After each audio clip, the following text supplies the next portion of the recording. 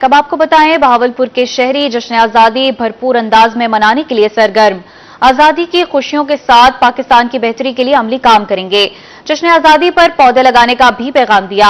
मजीद जानते हैं महमूद जहीर से, जी आगाह कीजिए।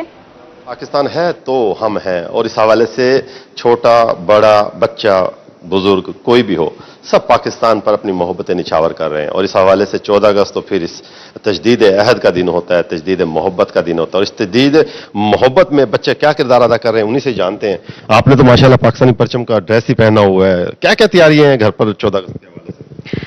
14 अगस्त आज़ादी का दिन है, घर पर तो तैयारियां हैं ही हैं। यूनिवर्सिटी में, क्योंकि मैं सदर हूँ मजलिस मुबाहिस इस्लामी यूनिवर्सिटी बहावलपुर की, तो हर साल ये रिवायत रही है कि हमने हमेशा आज़ादी के उन्वानात पर तकारीरी मुकाबलों का इनाकाद कराया है। और इस साल भी हमने जो है वो एक डिबेट कंपटीशन का इनाकाद कराया है। और हम उम्मीद करते हैं कि पाकिस्तान के मुस्तकबिल, जो कि ये नौजवान नस्ल है, ये ऐसी बातें और ऐसी डिबेट पेश करेगी जो कि हमारे मुल्क के लिए एक मस्बत किरदार अदा करेगी। मस्बत किरदार जरूर अदा भी करना चाहिए। पहले हम जानना चाहेंगे टीचर्स से, आप क्या समझती हैं, इन तकारीर से बच्चों की कोई जहन साजी होती है? डेफिनेटली ये इनकी क्रिटिकल थिंकिंग स्किल्स, इनकी क्रिएटिविटी, इनकी एनालिटिकल एबिलिटीज़, इन सबको इंक्रीज़ करती है।